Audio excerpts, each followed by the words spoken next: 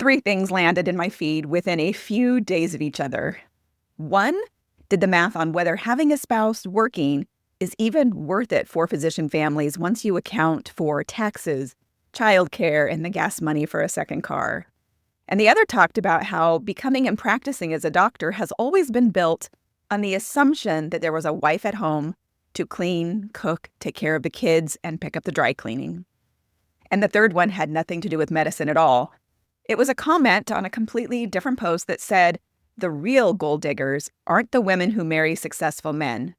They're the successful men whose entire career got built on a wife who stayed home and made that success possible. 3 separate posts, each one of them pointing to the same thing. And I couldn't stop thinking about how they were describing women. Welcome back to Supporting Physician Spouses. This is the go-to podcast for physician spouses who are done white-knuckling through life married to medicine. I am your host, Kendra Harvey, professional certified life coach, advocate, mentor, and the person who will say the things that no one else is saying, but we are all thinking. Before I go any further, I want to say this clearly. This is not a men versus women conversation. I am not here to bash men, and I am not here to claim some kind of moral high ground for women. That is not what any of this is for. Let's go back to those posts. Let's start with the first one. The one about whether a second income is even worth it. Now, it walked through the math like a good financial post should. Your income gets stacked on top of the high income, and you are taxed at a top rate. And then childcare, which can run $10,000 to $15,000 a year per child. And then someone to clean the house, because with 2 people working, who's got time to do all of that? And then there's extra takeout because nobody's cooking. And then extra gas and insurance and wear and tear. A commute time. None of that math is wrong. But notice what the math is actually measuring. It is measuring what a working spouse costs the household. It never once asks what staying home costs her. Not the household, her, the person. None of that shows up in the spreadsheet because a spreadsheet was never built to see her as a person. It was built to see her as a variable or a unit of work. The second post said the quieter part out loud. It was a reel of a reel. So the original reel was from a female physician, and her caption said, "It's 2026, and I still think medicine was built for a doctor with a wife at home."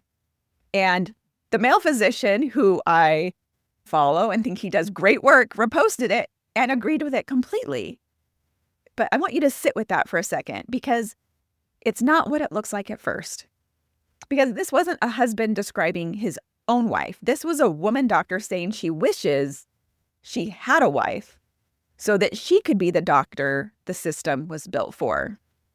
And the male doctor looked at that and said, yes, you're right. It was built that way. And yes, it's not fair. Okay, well, this is going to tell you something important. This was never really about him and her. Wife isn't a person in this sentence. They're using it as a role, a function, something either a man or a woman in medicine would want for themselves because it means someone else absorbed the cleaning, the errands, the meal planning, the logistics, everything that makes it possible to just be the doctor. There is a name for this role, and I also find it degrading. People call her the house spouse. It is the same job as a house manager, the same duties, same responsibility, same labor. The only difference is a house manager gets paid a market wage for it, and a house spouse doesn't get paid at all. We took a real job, stripped the paycheck out of it, and handed it to the person we claim to love the most. Whichever side of this you were on. If you see your spouse as a paycheck and he sees you as free labor, don't be surprised when what you have is a transaction instead of a marriage. A relationship reduced to what someone provides, whether it is income or unpaid labor, was already transactional before either of you said a word about protecting it. A relationship can be the single most meaningful, most fulfilling part of your entire life. It can be. But it cannot get there if either of you gets reduced to a role. Him to a paycheck, you to free labor. That is the most shallow version of a relationship there is. And sadly, it shows up in our community a lot. That type of situation is a hard no for me. And I don't want you building a marriage or accepting one on the idea that either of you is a role to fill instead of a person to love. He didn't marry a cook, a cleaner, a driver, a scheduler, and you didn't marry a paycheck or a credential. You married each other. And here's the part that should actually give you pause. The moment you reduce a relationship to a transaction, the person providing the role becomes exchangeable. A paycheck can be secured somewhere else. A cook, a cleaner, a childcare worker can be fired and replaced. But a person you actually choose to love, nobody can replace that. The instant you're just filling a role, you're also just one option for filling it. I actually left a comment on that second post about the house spouse. I said, I wish I had a second husband, one just to do things around the house for free. And it'd be nice if he had plumbing skills and electrical skills and could build cabinetry. I meant it as a joke, but I also meant it seriously at the same time, because think about how ridiculous that sounds out loud. I don't want another person to spend my life with. I want a whole other person on call doing labor for nothing. And we would never say that about anyone else in our lives. We would never expect a friend, a neighbor, or an employee to just absorb that much work. But somehow when it's framed as a wife, free labor stops sounding absurd and starts sounding like something everyone in medicine, whether they are male or female, would raise their hand for. I want one. And that's the tell. We all want something for nothing. That is a very human impulse. But wanting isn't the same thing as being right. And it is never the way to treat someone you actually love. Because that's the piece both of these doctors skipped past. Neither of them were picturing an actual person when they said wife. They were picturing tasks and labor. They were picturing support, the invisible scaffolding that makes their career possible. Not someone with her own exhaustion, her own burnout, her own overwhelm, her own needs, her own life that she's also trying to live. Once wife becomes shorthand for the person who makes my life work, it stops being a relationship and it starts being a role. And nobody thinks to ask what the person inside that role actually needs, because the framing never left room for the question. And this is exactly what happens when nobody is actively protecting the relationship on purpose. Transaction isn't usually a decision that anyone wakes up in the morning and decides this is what it's going to be. Transaction is what quietly fills the space where a plan should have been.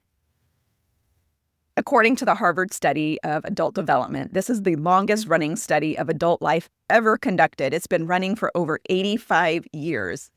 The single strongest predictor of your happiness isn't your career. It isn't your income. It isn't your health.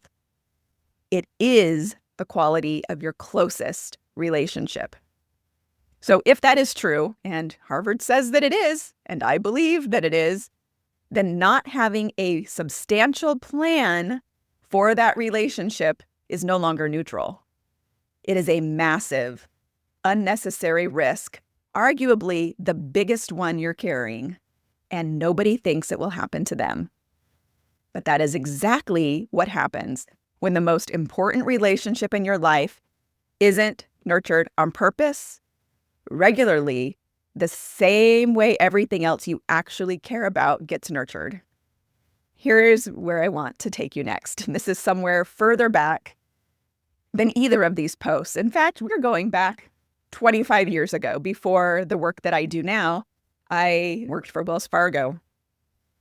And part of my job was teaching financial management workshops at a nonprofit called Fresh Start Women's Foundation. Now, this is an organization that served women going through one of what we called the 3 big Ds: death, disability, divorce.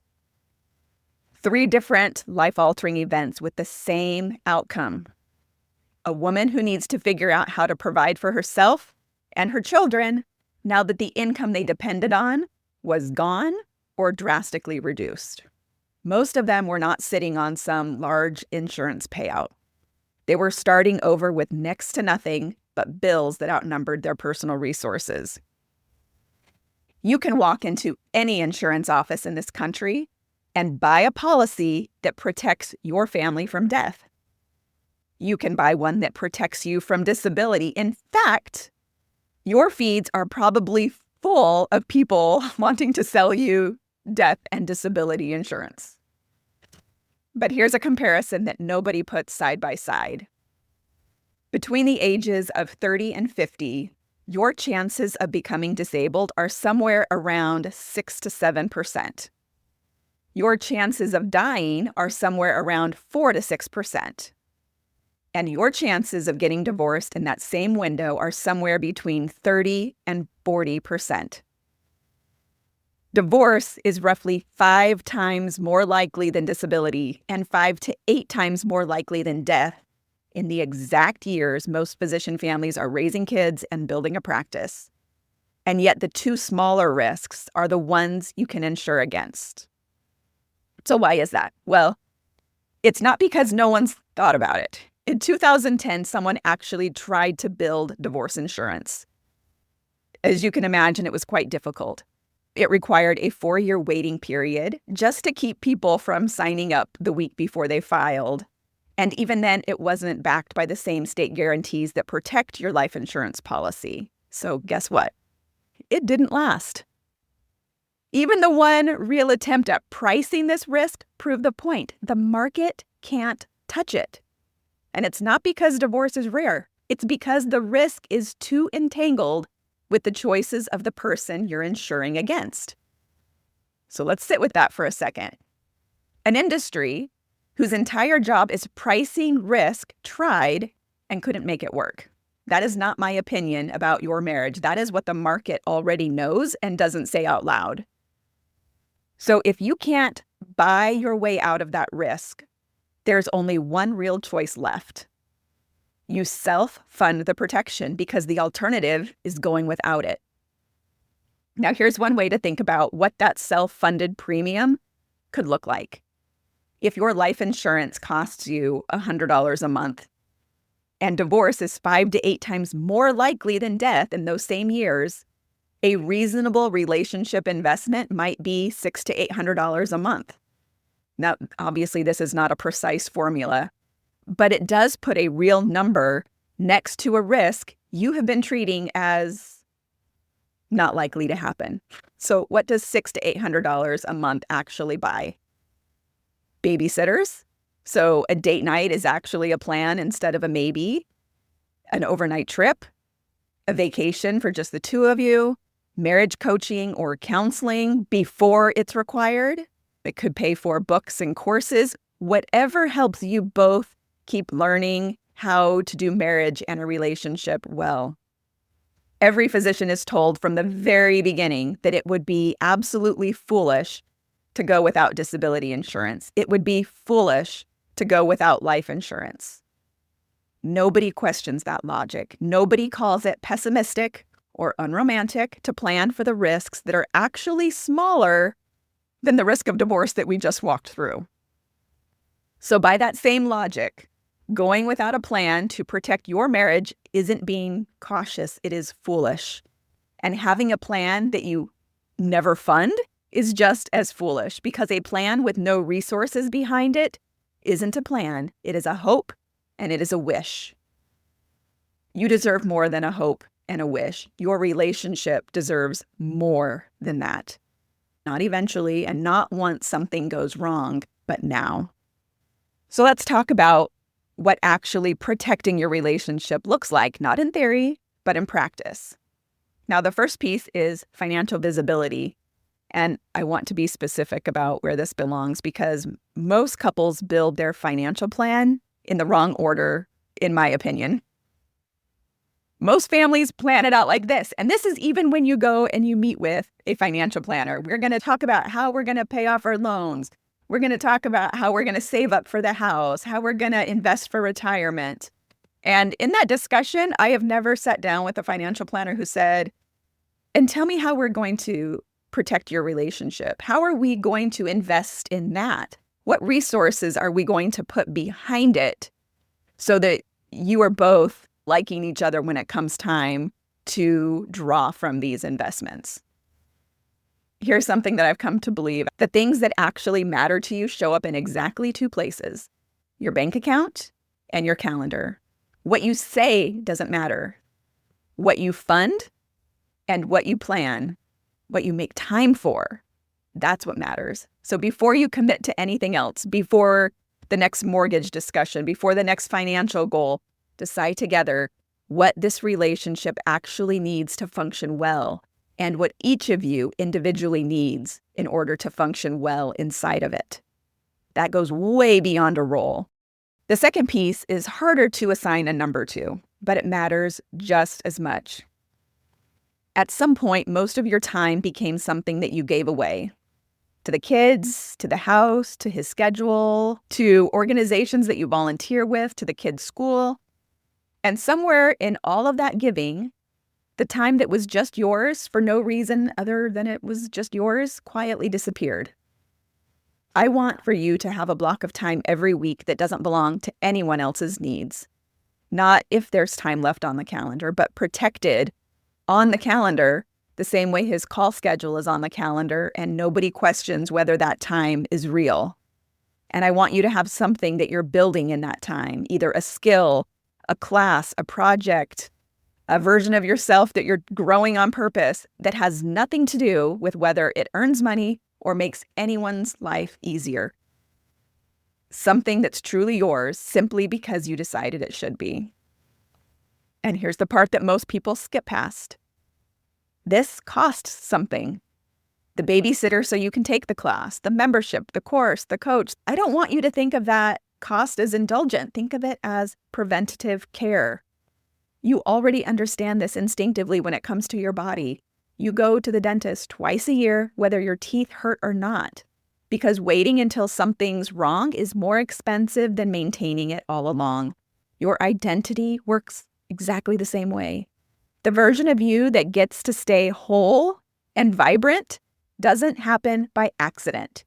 It gets maintained on purpose and at a cost you've already decided is worth paying. A woman who has her own time, her own pursuits, and her own sense of self outside of every role that she plays, she is not a flight risk to this marriage. She's the reason it has something left to stand on. Now, the third piece is rhythm. On this podcast, we've talked before about the 2-2-2 rule. That is a date every 2 weeks, an overnight trip, just the two of you every 2 months, and a vacation with no kids every 2 years. You have probably heard some version of it before. The only reason it doesn't happen is that nothing's protecting that time the way you'd protect anything else you'd already decided matters. So put it on the calendar the same way you would put a surgery date on the calendar, not waiting for when things calm down, but scheduled, recurring, non-negotiable, the way his OR block is non-negotiable. And then add one more thing that most couples skip entirely. Once a month, sit down together, not for a date, but for a meeting. I don't care what you name it. I do care that it happens, and here's why. There are 3 questions that you should be asking at this meeting every month. How's the relationship? How's the money? And how are we doing on our goals individually and together? This is not romantic. It may not even be fun, and it's not really supposed to be. This is the business meeting for the most important partnership you are in. Every successful business reviews its numbers and its direction on a schedule, not when crisis forces the conversation. Your marriage deserves at least that much structure. Visibility tells you where you stand. The security you've built tells you that you're both ready for whatever comes together, and protected time tells you that you still exist as a person. The rhythm, the 2-2-2, the monthly meeting, that's what makes sure none of it quietly slips, the way good intentions always do without a system holding them up. Everything I just walked through works best when it's not just something you talk about once and hope you both remember. It works when it is an actual plan, written down, revisited, and adjusted as life changes. A strong relationship plan isn't a rigid checklist. It's more like a compass. So to help you, I've put together a full guide that walks you through everything in this episode step by step. It's called Relationship Plans That Work, and you can grab it for free at the link in the show notes. If anything in this episode resonated, that's where I would start. All right, let's go back to where we started. The financial calculation, the house spouse, the comment about gold diggers that had nothing to do with medicine at all, and somehow said more than either of the other two. None of these posts were wrong about the facts they used. The tax bracket is real. The childcare costs are real. The house does need managing, but all three of them were measuring the wrong thing. Not one of them asked what you're owed simply for being a person inside this marriage, not a function of it. And that is what I wanted this episode to actually be about. Not whether the math works out, but whether the two of you have actually built something that protects each other on purpose. That is a partnership. And it can't be built on the assumption that everything will simply work out because you love each other. Love should be what makes you want to protect this. It was never going to be the protection itself. You are not a line item on a spreadsheet, and you are not filling a role as a house spouse. You are a woman with your own wants, your own needs, your own life to live alongside the one you're building together. Thank you so much for being here with me again. I know it's summer and you guys are all busy having great fun, I hope. But sometime, sit down and have this conversation. Your relationship is the single most important factor to living a happy, meaningful, and full life. And the odds are stacked against you, especially if you don't have a plan. Think about that next time you pay your death or disability insurance. Think about, what am I doing to self-insure against divorce? Because that is a reality that happens far too often, and it doesn't have to. Until next week, I'm cheering you on.